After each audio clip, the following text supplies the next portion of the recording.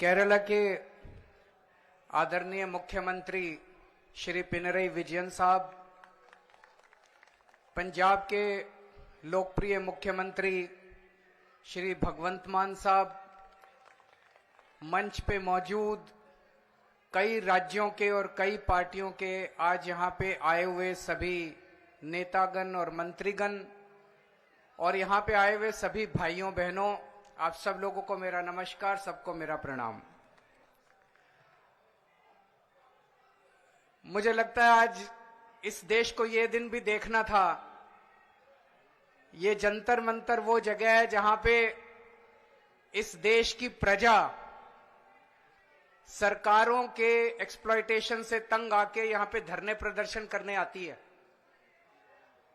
लेकिन आज यहां पे केरला के मुख्यमंत्री को अपना सारा कामकाज छोड़ के केरला से दिल्ली यहां पे धरना करने के लिए आना पड़ा केंद्र सरकार की ज्यादतियों के खिलाफ। मैं समझ रहा हूं ये भी इस देश को ये दिन भी देखना था। आज लगभग आधे राज्यों के अंदर विपक्ष की सरकारें हैं और आधे राज्यों के अंदर उन लोगों की सरकारें हैं। जो विपक्ष की सरकारें हैं आधे राज्यों के अंदर, तो लगभग 70 करोड़ लोगों को ये विपक्ष की सरकारें रिप्रेजेंट करती हैं। 70 करोड़ लोगों को, आधे देश को। और इस वक्त ऐसा लगता है कि केंद्र सरकार ने विपक्ष की सरकारों के खिलाफ युद्ध छेड़ा हुआ है। ऐसा लगता है कि जंग छेड़ी हुई है, लड़ाई छेड़ी हुई है। हिंदुस्तान पाकिस्तान का रखा है हम लोगों के साथ। हम ये पूछना चाहते हैं कि क्या आप इन 70 करोड़ लोगों को अपना नहीं मानते? क्या आप केरला के लोगों को अपना नहीं मानते? क्या आप तमिलनाडु के लोगों को अपना नहीं मानते? क्या आप कर्नाटका के, दिल्ली के, पंजाब के, वेस्ट बंगाल के लोगों को अपना नहीं मानते? क्या ये सारे पराये हैं? क्या ये भारत के नागरिक नहीं हैं? यहां के 70 करोड़ लोगों ने विपक्ष के लोगों को चुन के सरकार बनाई। संविधान के अंदर लिखा है कि इन सरकारों की क्या पावर है।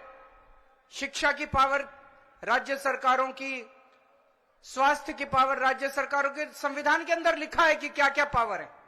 आप हमें अपना काम ही नहीं करने देते। सारी विपक्ष की सरकारों को तरह तरह से प्रताड़ित करने के लिए आज केंद्र सरकार सारे हथकंडे अपना रही है। मोटे मोटे तौर पे देखें तो 3 तरह से केंद्र सरकार विपक्ष की सरकारों को तंग कर रही है। सबसे पहला, केंद्र सरकार जायज फंड, जो हक है राज्यों का, वो फंड नहीं दे रही है। दूसरा तरीका, गवर्नर्स के और लेफ्टिनेंट गवर्नर के जरिए रोज काम में टांग अड़ाती है, हर काम में टांग अड़ाती है।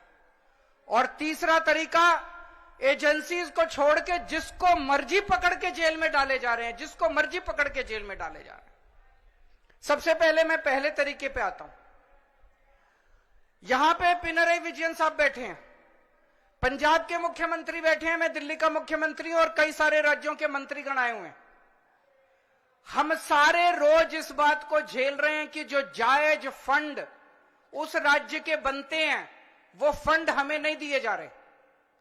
अगर केरला के लोगों को उनके हक के फंड नहीं दिए जाएंगे तो काम कैसे चलेगा? सरकार कैसे चलेगी? केरला की सरकार कैसे चलेगी? तमिलनाडु की सरकार कैसे चलेगी? और हम यहां भीख मांगने नहीं आए। विजयन साहब यहां पे अपने घर के लिए, अपने परिवार के लिए पैसे मांगने नहीं आए, अपने बच्चों के लिए, अपने बीवी बच्चों के लिए पैसे मांगने नहीं आए। वो केरला के लोगों के लिए पैसे मांगने आए हैं। आज पंजाब के मुख्यमंत्री यहां अपने 3 करोड़ लोगों के लिए फंड मांगने के लिए आए हैं। मैं दिल्ली का मुख्यमंत्री अपने दिल्ली के 2 करोड़ लोगों का हक मांगने के लिए आया हूं। संविधान में लिखा है कि कितना पैसा किस सरकार को मिलेगा।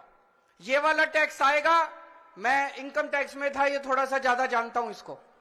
तो कितना फंड कौन सी सरकार कितना फंड इस्तेमाल करेगी, कैसे इस्तेमाल करेगी, फाइनेंस कमीशन होगा, फाइनेंस कमीशन तय करेगा, ये पैसा केंद्र के पास जाएगा, ये पैसा राज्य सरकार। अरे जो हमारा हक है, हमारा नहीं, लोगों का हक है, केरला के लोगों का हक है, तमिलनाडु के लोगों का हक है, वेस्ट बंगाल के, पंजाब के, दिल्ली के लोगों का हक है, वो हक आप कैसे छीन सकते हैं लोगों का?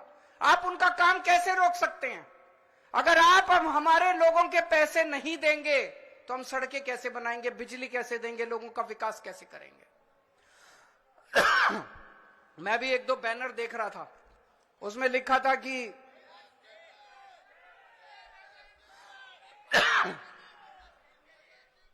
केरला के 8400 करोड़ रुपए रोके हुए हैं। और मान साहब से मैं थोड़े दिन पहले बात कर रहा था, पंजाब के भी 8000 करोड़ से ज्यादा फंड रोके हुए हैं। अब एक एक फंड, अभी पंजाब सरकार थोड़े दिन पहले सुप्रीम कोर्ट में गई कि हमारा पैसा रिलीज नहीं कर रहे, आरडीएफ का पैसा, आरडीएफ लगभग 4-5 हजार करोड़ बनता है, 5500 करोड़ रुपया आरडीएफ का, रूरल डेवलपमेंट फंड का पैसा इस्तेमाल रिलीज नहीं कर रहे। केरल भी गया, सुप्रीम कोर्ट की हेयरिंग अब अगले हफ्ते फिक्स हुई है और तुरंत केंद्र सरकार से फोन आ गया, आइए बैठ के बात करते हैं। तो हम छोटी छोटी बातों के लिए सुप्रीम कोर्ट जाएंगे क्या? ये क्या बदतमीजी है? आप अपना काम क्यों नहीं करते? हम हर चीज के लिए सुप्रीम कोर्ट के पास और भी तो बहुत काम है। सुप्रीम कोर्ट भरा हुआ है केसेस से, जनता के केसेस से। हम अपने फंड लेने के लिए भी, हमें फंड लेने के लिए जंतर मंतर पे आके बैठना पड़ेगा। आप लोगों को जान के ताज्जुब होगा, दिल्ली के लोग मिलके साल में 2 लाख करोड़ रुपए का इनकम टैक्स देते हैं, 2 लाख करोड़। और उस 2 लाख करोड़ में से बदले में दिल्ली के लिए हमें कितना पैसा मिलता है, गेस कर सकते हैं आप लोग?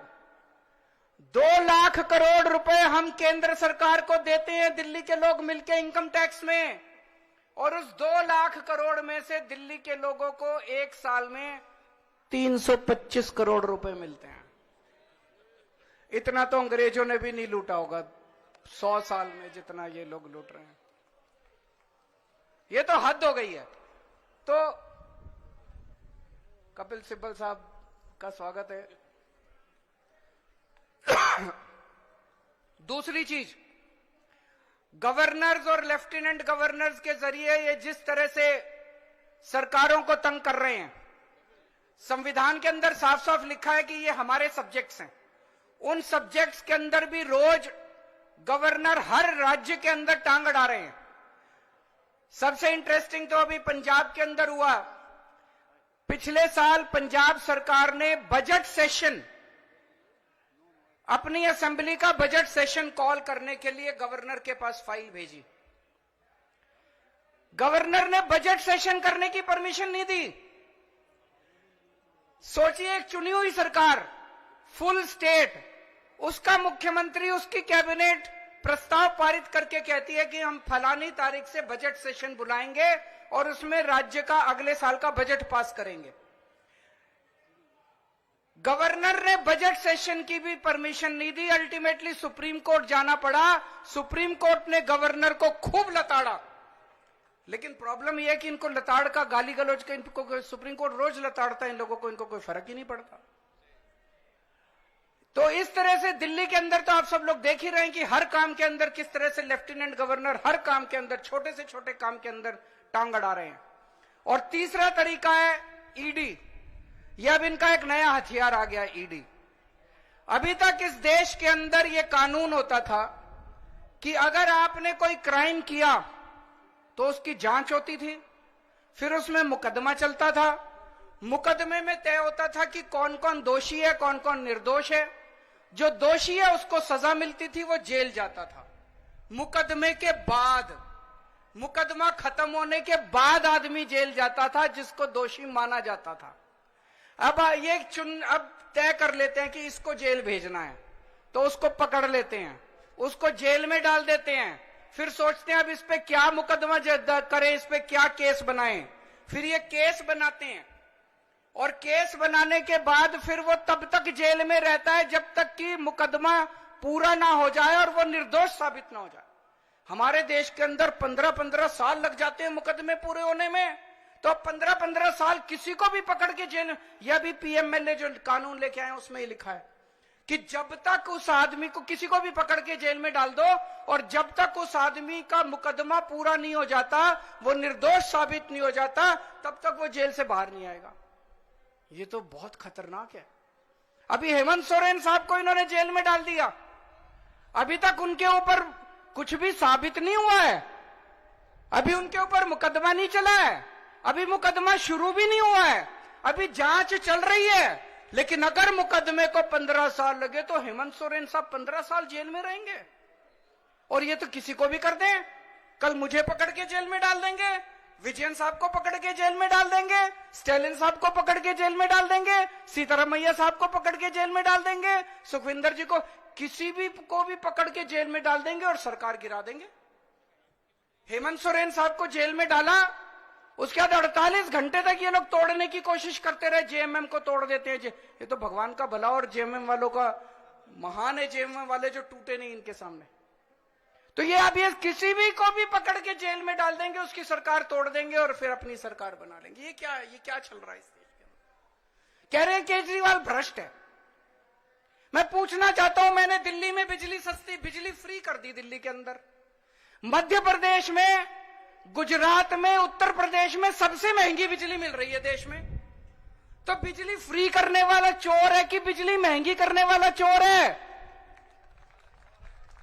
दिल्ली में मैंने सबका इलाज मुफ्त कर दिया, चाहे गरीब हो चाहे अमीर हो, सरकारी अस्पताल में चले जाओ, सबका दवा दारू सब फ्री। मध्य प्रदेश में, गुजरात में, उत्तर प्रदेश में चले जाओ, इतना महंगा इलाज, सरकारी अस्पतालों का बेड़ा गर्क कर दिया इन लोगों को। मैं पूछ रहा हूं, लोगों का इलाज फ्री करने वाला चोर है कि लोगों का इलाज महंगा करने वाला चोर है? किसी को भी पकड़ के चोर चोर चोर चोर चिल्लाना चालू कर देते हैं लोग। तो दोस्तों, देश का बहुत बुरा हाल है। मैं विजयन साहब को बहुत बहुत बधाई देना चाहता हूं, उन्होंने आज ये अलख जगाई है, सबको इकट्ठा किया है। ये देश केवल हमारा नहीं है, ये देश 140 करोड़ लोगों का है। और आज मैं बीजेपी वालों को कहना भी चाहता हूं, समय का चक्र घूमता है, समय बड़ा बलवान है, अहंकार मत करो। भगवान ना करे कल समय का चक्र जब घूमेगा और तुम इधर होगे और हम उधर होंगे, कहीं ऐसा ना हो कि यही कानून तुमको खाने के लिए दौड़े उसके बाद। जय हिंद।